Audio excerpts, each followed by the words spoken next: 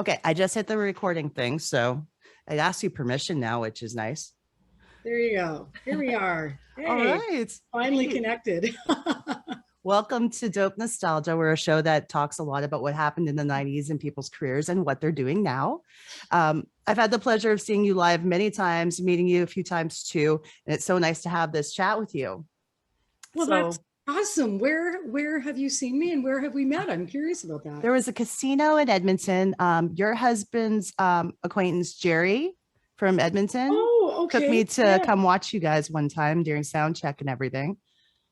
Okay. Yeah. Oh, wow. Okay. Yeah. That's So awesome. I'm based out of Edmonton. So and then there was the Rock Fest the following year. I remember singing at that too. And yeah, no, it's I've always been a big fan. So Yeah. Oh, thank great. you. We love Alberta. Alberta has been very, very good to us.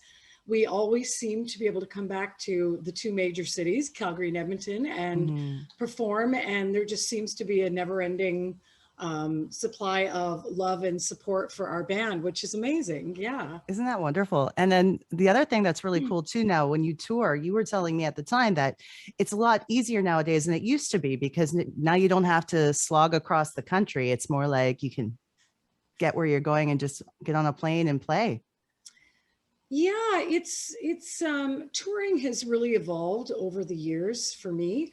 Mhm. I mean, obviously, in the very beginning of my career, I started out playing the crapola club circuit, which was like every dive across northern Canada that you could play. We all cut our teeth playing that circuit, right? Mhm. That's where we all developed our chops. And then, of course, when I had very, very successful albums in the 80s and 90s, it was a combination of large clubs. Like the casino circuit didn't exist back then, right? So it Yeah. was a combination of large nightclubs and usually small arenas, right? Yeah.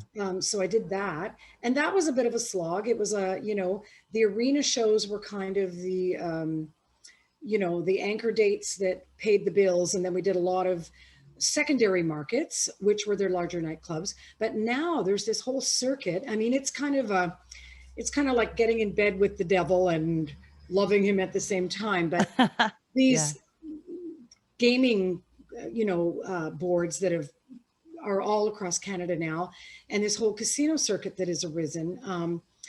You know, I don't love the gambling part of it. I'll be honest with you. Mhm. It's kind of a blessing and a curse. But these showrooms that they've built that are attached to a lot of these casinos. Um, there's a deal again that you've made with the devil where these casino gaming commissions have to give back to the arts community within their local communities. And Okay. so they have these great budgets and these state of the art showrooms for bands to play. So now if I want to go to Alberta, I don't have to do a ton of little clubs. I can go do, three or four of these big showrooms in Mhm. various major cities and that hold anywhere from 600 to 2,000 people. And you can, rather than playing smaller venues, right? And Yeah. so it's been great. We fly in, we have our back line and do these shows. So it's a good thing, right? I never knew about the whole giving back that they had to do for the community. And I think that's great because the arts sorely needs it across Canada. Um, Well, that instead of just having, you know, the den of evil where people come and yeah. gamble, right? Like I Yeah. hate to frame it that way, but it's, casinos are not built on the backs of winners, let's be honest, right? It's Exactly. it Yeah. is what it is, right? It's true. So one of the things that they've uh, done is said, well, if you're going to run this casino, then let's have something in tandem with that where we're giving art back to our communities. So they have Mhm. got these showrooms, they run comedy shows, they run, mostly music, right? But Yeah. the upside of that is for bands like myself, a lot of the sort of former headlining bands across Canada, we can come through Canada and play this circuit that again, they've got wonderful budgets that can bring Mhm. us there. And they've got these state of the art showrooms. So we've got wonderful stages, wonderful sound systems, and, big screens behind us. We've got, the capability to put on these great shows. So there you go. How are the monitors? I always want to know. Oh, well, these days it's different. Again, years ago when we played, you were relying on these front of the house wedges and Mhm. side fills for your monitors, but just pretty much everybody uses in-ears now. So Oh yeah. So you have your own setup with you. yeah, well, I'm an old school girl. I still like to hear that live sound. So I'm Mhm. usually doing a combination of, I usually have one earbud out and one earbud in, and my monitor guy and my sound guy say, "That's so bad for your hearing. Don't do that." Oh But I want to hear that live sound. So yeah. usually I only have one in-ear monitor in at any time, given time. But I mean, yeah, in terms of being able to stay in pitch and not wreck your hearing, they're great. So. Yeah. I imagine you feel less connected with the what's going on in the room when you have them both in. Oh, absolutely. Yeah. It's a bit of a weird mind psych when you've got them both in. I don't like it actually because I've heard that many times. yeah, I'm sure you have. Yeah, Yeah. I want to hear about this new album, Radio On. Now, is it all brand new music? it is. Yeah. Oh, this is exciting. Yeah, so it's 12 brand new original songs, Mhm. and the band and I got together. One thing I can tell you is that when my band and I get together, it's magical things happen because everybody in the band is so gifted as a writer and arranger, Mhm. and so we had written the previous two studio albums by sending files back and forth because even though three of us are from the West Coast and my guitarist, he's from Toronto, so we're bi-coastal, we don't all live in the same city. So we were sending files. But I said to Sean Kelly, who's my guitarist, Mhm. we got to get you on a plane. We got to get you out here because when we get in a room together, magical stuff happens. And we flew him out. I said, bring your best 3 or 4 ideas. And we got together and woodshedded literally for a weekend, and we wrote this album. I know it sounds crazy, Awesome. but it's true. And then we went in and recorded it the week that COVID kind of went crazy around the world in March 2020. Mhm. So we were forced into lockdown after that, but we completed the album in our home studios, and it was released last week, I guess, and not last Friday, the Friday before, Mhm. and sold out immediately, which was really shocking. We weren't expecting that. So I guess these are good problems to have, but I had Very. fans online going, we can't get it. It's now like sold out at Amazon and a variety of other venues, online retailers. And basically it's gone into second pressing now. So vinyl and CDs are forthcoming, but yeah. So people, I don't know, it's really resonating with people. So that's a great thing, right? It's a good problem, like Yeah. you said. Oh, that's exciting. I can't wait to hear the whole thing too. And you mentioned vinyl. So that's really cool, this vinyl resurgence. Are you a vinyl collector yourself? Ha ha. Well, I always loved vinyl, and I had some vinyl when I met my husband. But what I need to tell you is my husband is a massive vinyl collector. In fact, he's going to be featured in an upcoming issue of Record Collector No way. because we had to build an addition onto our house to house Wow. the collection the size of a gymnasium. Yeah, it was 1,000 square foot addition. We Okay. have a collection in our home that is, I don't know, 200,000 pieces of vinyl. He bought the Seafox Library when they got rid of their vinyl. He bought Jack Collins collection. Jack, I know it's crazy. Like we have, we, I'm living in a library of vinyl in my life. Yeah. So yeah, we collectors? Yes, very big, much so. That's incredible. Yeah, I'll have to check that out. Did you say which magazine is it that it's being featured? It's called Record Collector. Okay. It's a beautiful glossy mag that's it's kind of, I probably guess, has a kind of a cult audience, but it is a magazine that's been going for years. It still continues to go. Mhm. I believe it's published out of the UK. Okay. It's called Record Collector. Just look it up, Record Collector magazine. And yeah, my husband is going to be. They feature people that have pretty big collections monthly around Mhm. the world, and just ask them questions about their collections, their favorites, and things like that, rarities and things that they have. Yeah, so he's going to be featured in an upcoming issue. Excellent. I know, pretty awesome. Yeah. But I was going to ask, thinking of the 90s, of course, what was your favorite album that you released in the 90s? Your Ah, personal good. favorite? That's a good question. You know, Some Girls Do came just at the tail end of the corporate rock vibe, right? Yeah. And then by the time I released two more albums in the 90s. Actually, that's not true. I released three more because I did put out the Powerline collection came Hmm. out in 92, I believe, or 93. So that was a best of Lee Aaron, Hmm. which was kind of an encapsulation of my attic catalog, my Yeah. attic years. And then Emotional Rain came out in 94, Mm. and Too Precious came out in 95. I have a lot of fans tell me that Emotional Rain, Hmm. even looking back now, they say it was their favorite Lee Aaron album ever. And I Yep. think it's one of my favorites too, because I think it really captured what was the best of 80s Lee Aaron combined with um, all of the modern elements of the 90s sound. Hmm. That album, I brought Reeves Gabrels from Bowie's Tin Machine. He came up and played on that album with me. I don't know if you're aware of that. No. And yeah, well, I loved David Bowie. I love Tin Machine. And I'm like, I got to get some like players that, because my guitarist, John Albany, whom I've written and worked with for 12 years, he was transitioning out of the band at that time. He had decided he wanted to move to Nashville and become a producer and Mm. start his own studio. He just felt it was time to leave. You know, he was a real 80s cat, right? Mm. He just loved Whitesnake and all of the best of the 80s. And all due respect for that, but I was moving in a new direction. I loved 90s music. Mm. I totally embraced it. I'm like, I'm so down with Nirvana and Green Day and Pearl Jam and, you know, Frank Black and the Pixies and all that. I loved all that stuff. The Breeders, Hmm.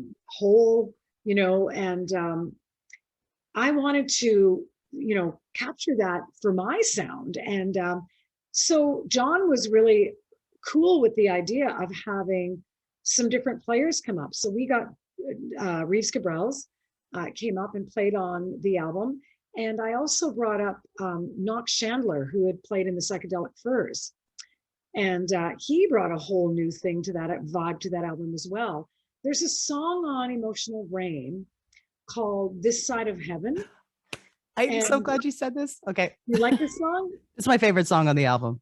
Oh, really? I Yeah. love that song too. But that song, when I'd worked on it with John and I wrote it, John Albany and I, Hmm.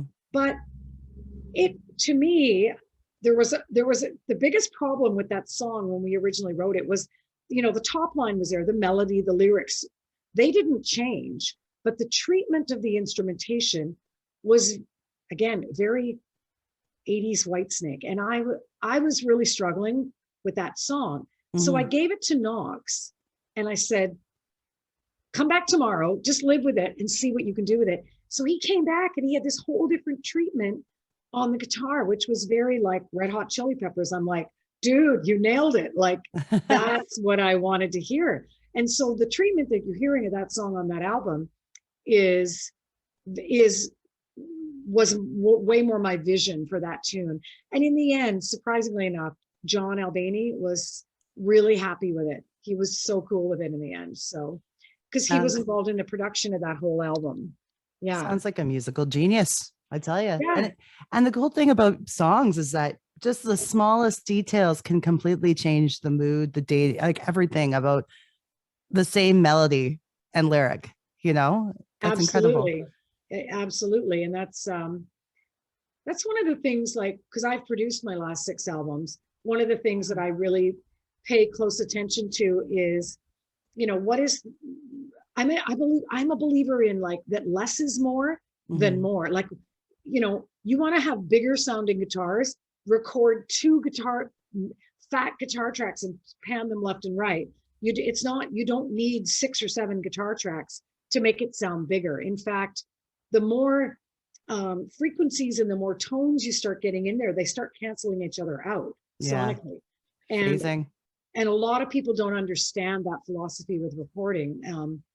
And as well, yeah, sometimes it's, you want your chorus to sound bigger, then make your pre-section smaller.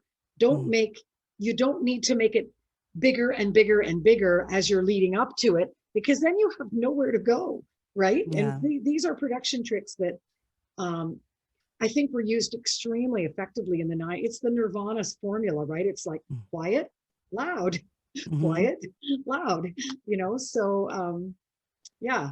So I think a lot about that when I'm working on stuff with the band, like, you know, sonically, what are we going to do here to make this sound bigger? Or conversely, what can we take it away to make, give it more space, right? Mm-hmm. And I feel like the same thing happens live on stage too, because I've noticed that, like, I used to have a band and you get guys that would just turn themselves up secretly louder and louder and louder. And you'd be like, no, you need a low stage volume. Let Oh the yeah. sound guy do his job. Well, it's interesting that you, as a, I guess because you played in a band, you know all this stuff about monitors and about, yeah, are you kidding? I used to threaten the guys in my band with crazy glue on their volume knobs. It was like, you know, it's like, dudes, I cannot hear myself, you Mhm. know? But then, of course, throughout the course of the set, things would slowly start creeping up and creeping up. And you're like, this is why I have partial hearing loss in one of my ears. And it's just from, yeah, all Mhm. those years of loud guitars. I just like, thank the Lord for, you know, in-ear monitors now, you know? Mhm.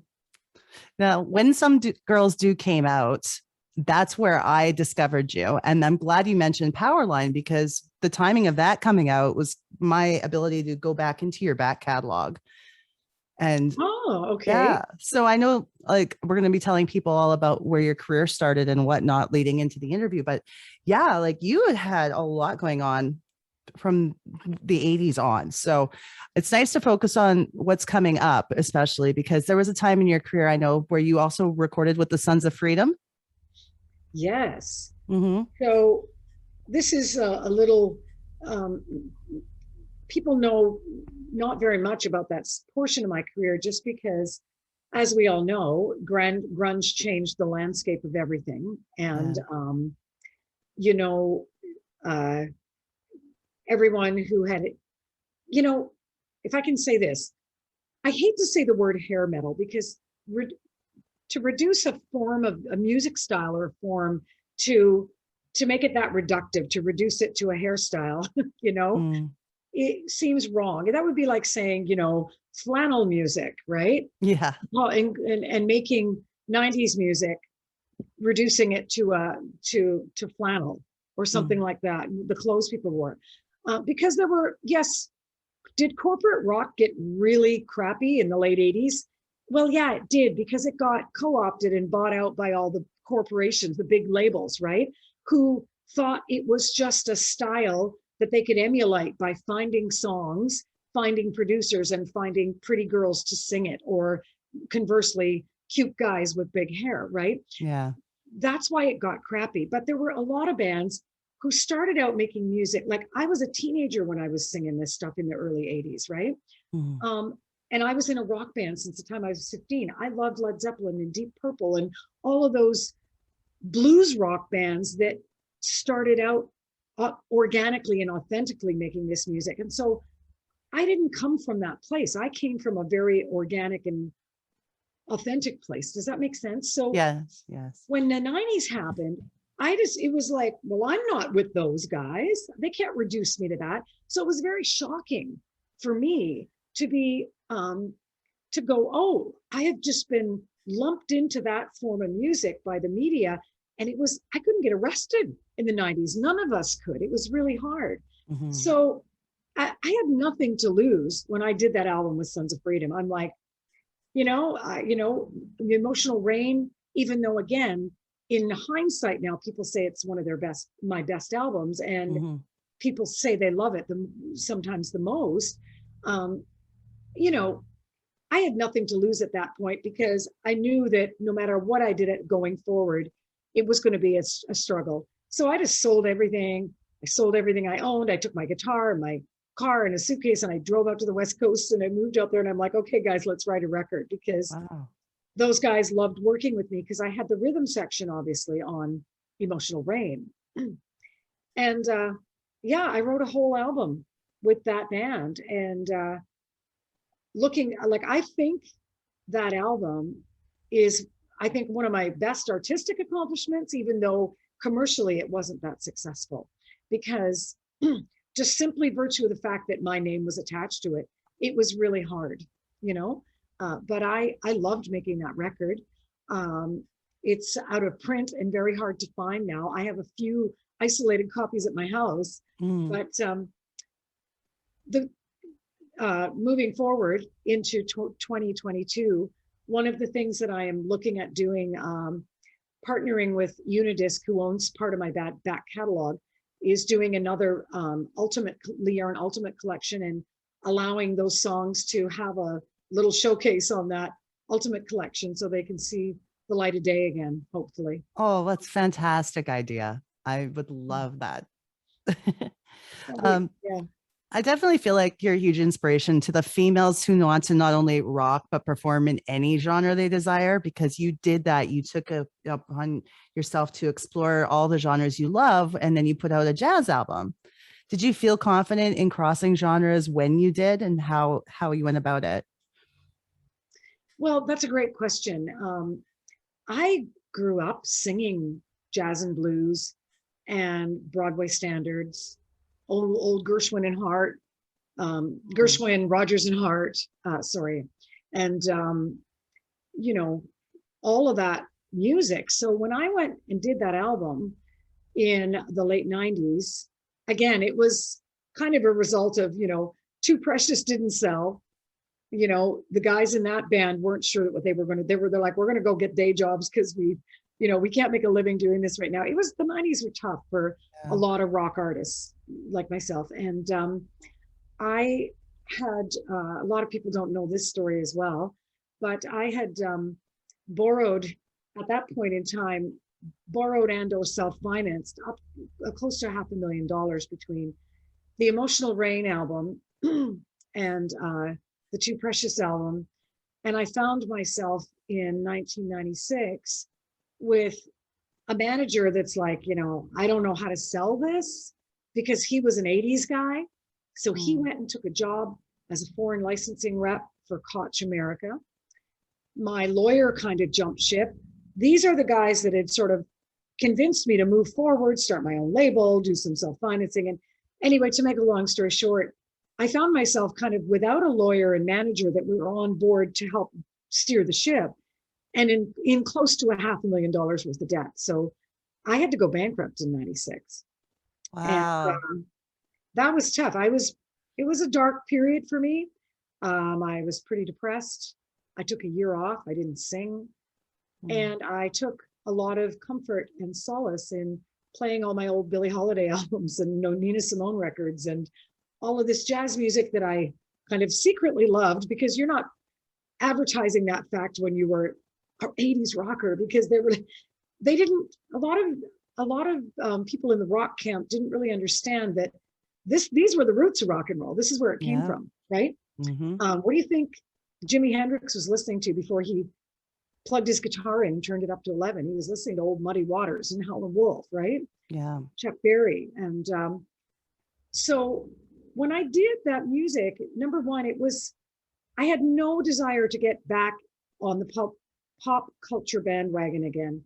So I just wanted to do something that I loved and something that was completely different. So my motivation was 100% authentic. And I sure wasn't doing it to make money, because there is no money in jazz. It was just an artistic diversion.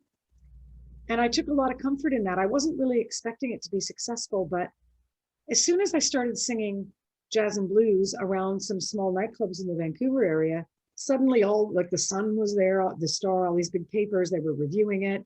I was getting all these great reviews and a lot of media attention. And it just kind of snowballed. And the next thing you knew, by the late 90s, I was being invited to play jazz festivals all across Canada. And people were like, you need to make her an album. And I was like, okay. So I didn't have a lot of money back then. So I got Pro Tools and a interface, and I made a home setup and pretty much recorded most of the not Too Precious, but the Slick Chick album by myself and produced it myself. Mm. and not, again, not really expecting it to be that successful, but it ended up being quite moderately successful. I got a distributor out of Montreal that picked it up, and then convinced me to do the Beautiful Things album again in 2004. So that was another extension of that phase of my career. Yeah, no, I think, and that's probably where the catalyst was for you to start producing your own music at that point then too, wasn't it? Having that studio set up? Oh, the impetus originally was lack of money. Yeah. I was like, I don't have thousands and thousands of dollars to go in to a big studio and watch that clock ticking, right? Because Mhm. when you're limited by the clock ticking in a studio, you know, well, it's limiting. That Mhm. let's be honest. So again, the original inspiration was, lack of finances, but that snowballed into me kind of geeking out and going, this is cool. And I like this technology and I can do this. And, you know, years ago when I was a teenager in bands, I did a lot of my own recording with TIAC reel to reel machines, right? So Uh-huh. I was learning this technology years before, but now it was in the digital realm. So um, again, I I just really kind of embraced it, and it just snowballed from there. And now, of course, I've got another, I'm working in Apple Logic now, but have a Yeah. home set up, and there's a lot of freedom and wonderful things that you can do by having your own setup as well. The luxury of recording, vocals in your pajamas. And if you don't like them, you just erase them and do them again tomorrow, Isn't that great? And you Yeah, don't have to be under the pressure of the clock and the producer at the time telling you you didn't do this right, or you get to make that decision. yeah, absolutely. And now, like, of course, women like yourself, Sass Jordan, you guys were the people who drove me to want to be a singer. Now, when we're Oh, talking, awesome. yeah, and when we think about like women in the industry, what do we do as women to lift each other? Like what would you say? Because women can have reputations sometimes of being catty towards one another. Luckily, I don't see that a lot anymore. But what do you think we can do to support each other as females in and out of music? Well, that's interesting that you say that, because back in the 80s and even throughout the 90s, there was a bit of, yeah, definitely more of a catty dynamic. And the thing is, my I've never been a mean-spirited person or had that kind of a heart. And so I was really taken aback by that dynamic.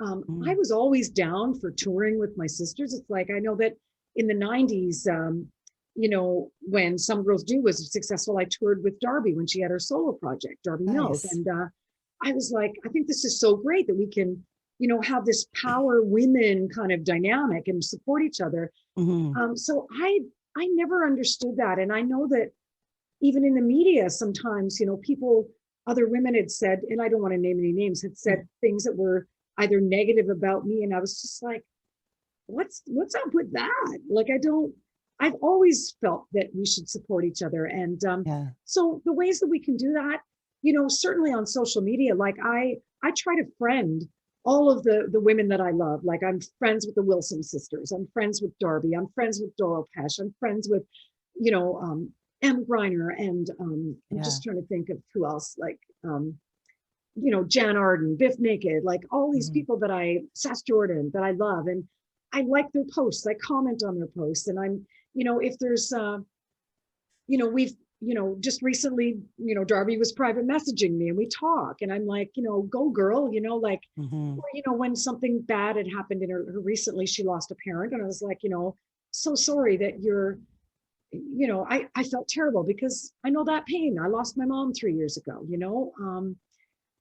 just Mhm. be kind to each other, support each other, um, direct your fans to go listen to their stuff, Mhm. tour together. I mean, obviously, we've been completely derailed from touring with COVID, but, Right.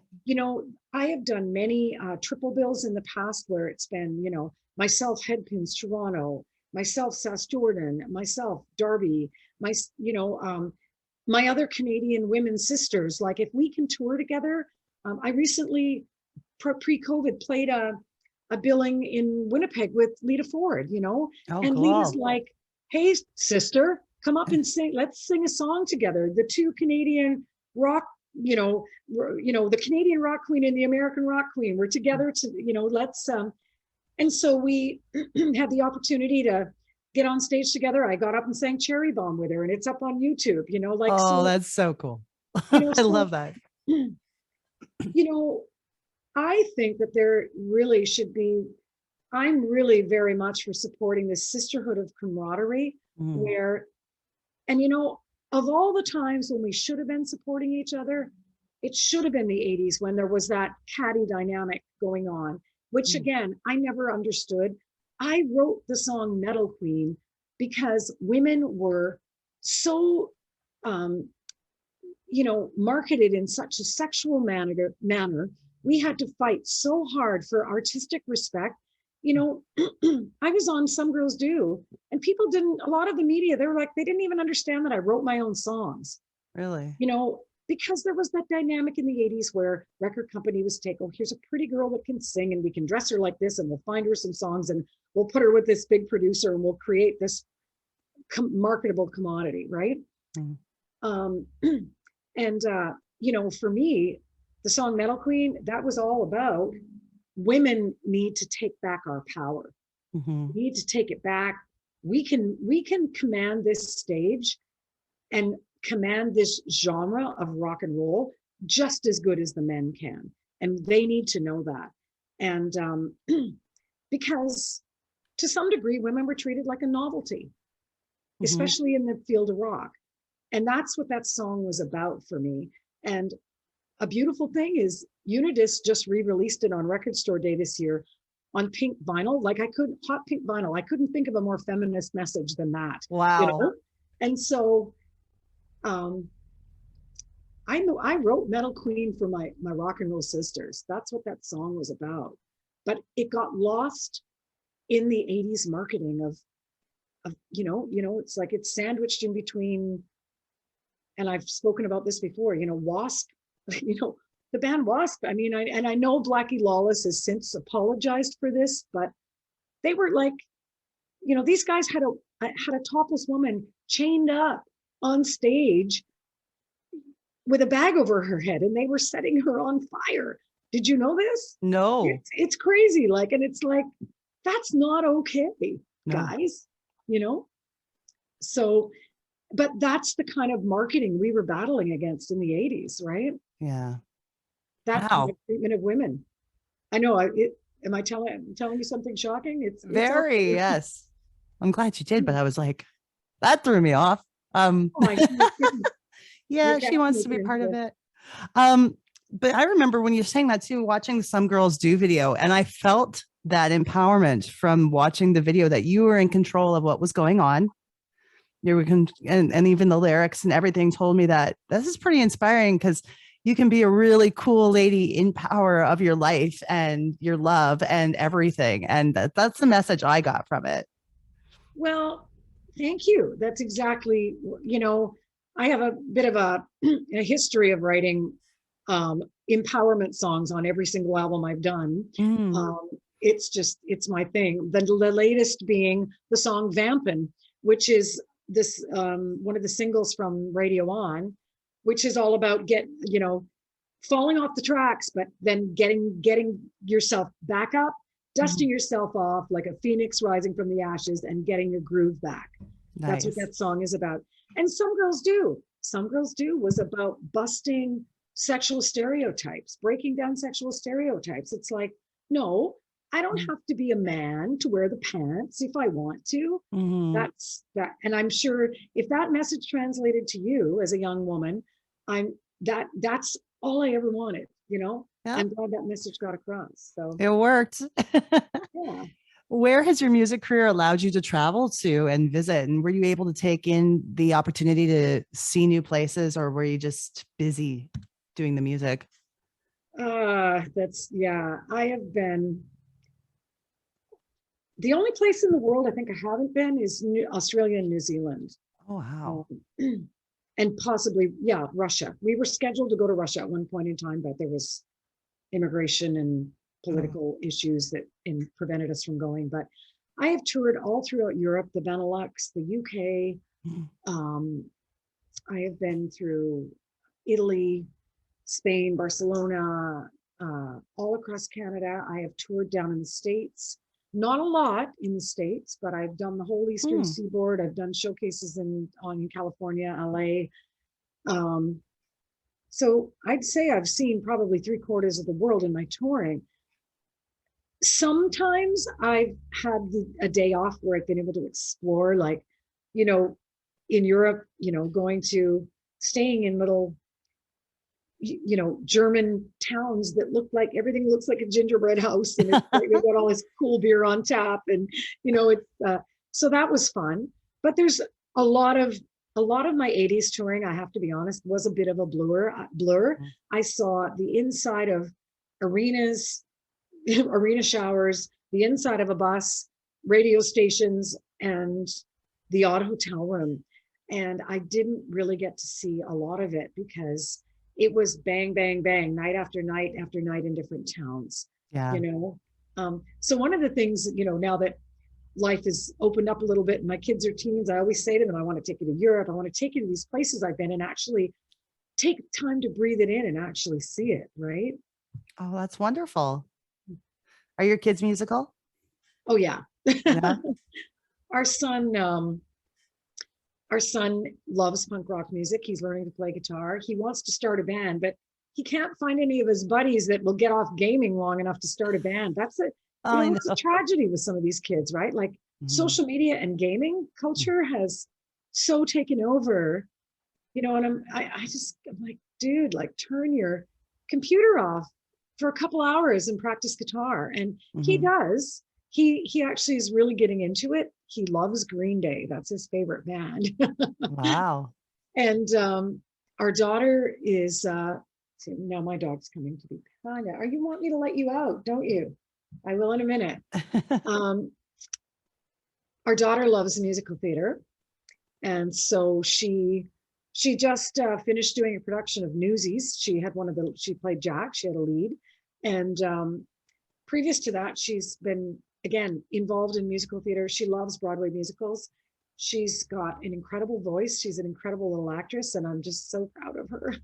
Um, Oh. and the funny thing is, she thinks I'm telling you this quietly, she thinks she's the absolute opposite of me, ooh, mom and her rock music, right? Like, and I love sophisticated stuff like Broadway shows and Broadway musicals. And she's exactly a mini me because that's exactly what I was doing at her age, you know? That was my musical training, right? So Yeah. it's funny. Oh, I know you probably have to get going, so I don't want to keep you too much longer. Is it okay if I ask just a couple more questions and then? Yeah, Okay. sure. Okay. Um, what's food, clothing item, toy, etc. would make you nostalgic for the 90s? What's something that pops into your head? Oh, my platform Doc Martens. Nice. Like, and I don't care what decade it is. I still wear my military boots. My husband hates them. He's like they're so unfeminine. Like, I don't care. They're one of my favorite clothing items. So to Oh, me, wow. I love docs. flannel and military wear is always in. Mm. So yeah. It'll never go out. I still love docs. I still bought a brand new pair of docs like 3 years ago, Oh yeah, you absolutely. I know? like the new with the double platform ones they have now. Hmm. Yeah. But I Gotta made get the my mistake wife. of Go ahead. Go ahead. sorry. I made the mistake of trying to wear them on an icy like January day though. They do not grip very well. No, that yeah, that Uh, shiny flat plastic surface. No, yeah, you're They're right. not that good for Canadian winter, that's for sure. So now that we know all about Radio On, and of course you're getting more produced right away so that people can get it off your website, where else can we find it? And what are you looking forward to going forward? What are your goals coming up? Oh, well, I got a lot, but yeah. So if people want to buy Radio On, which it's such a cool record, I just have to tell you, I don't know if you've. I'm gonna get my guy to send you a press link with a passcode so you can actually go and download it for free. Oh, thank Yes, because you. it's such a cool album. I'm so proud of it. The guys in my band just did such a great job on this album. Mhm. It's really hip. It's sort of like what you love the most about 80s and 90s rock, but with a modern edge. So Nice. if you go to leeaaron.com, there are links to all the retailers to buy it. That's probably the best place to go. Okay. It'll take you to a buy page that has all the retailers, because you can't buy it directly from me, Mhm. but it'll take you there. So leeaaron.com. And going forward, well, I'm writing my memoirs right now. I'm hoping to have a book out by next year. Yeah, it's all about, it's not just my rock and roll stories. It is some of that, but it's a lot about my childhood and the experiences in my life that kind of informed who I became and why I became an artist, right? Fantastic. Why I became a girl that wanted to play rock and roll, that had some angry things to say, you know? So I'm working on that. You know, if you go to my Instagram, every Tuesday, I have a little thing called Ask Lee. You can send your questions to asklee@leeaaron.com. And every Tuesday, during COVID, especially, I've been trying to connect with my fans that way and give them a shout out and answer their questions, because it's been tough not being able to tour, right? And go out and do live shows. That I've got that going on continually. So you can check my socials. There's Lee Aaron Music on Facebook. And coming up as well, I have a couple shows. Did you say you're in Calgary? Edmonton. Okay, I'm in Calgary on October 30th at the Deerfoot Casino, the Chrome Sweet. showroom there. We're playing a Halloween show. It's going to be fun. Sweet. Although I think I don't know if it's mask up or no masks. I'm not sure. It's Halloween. We'll have to see what happens. That is true. It is Halloween. So that's coming up. And this coming month, I know it sounds crazy, but I'm going in the studio.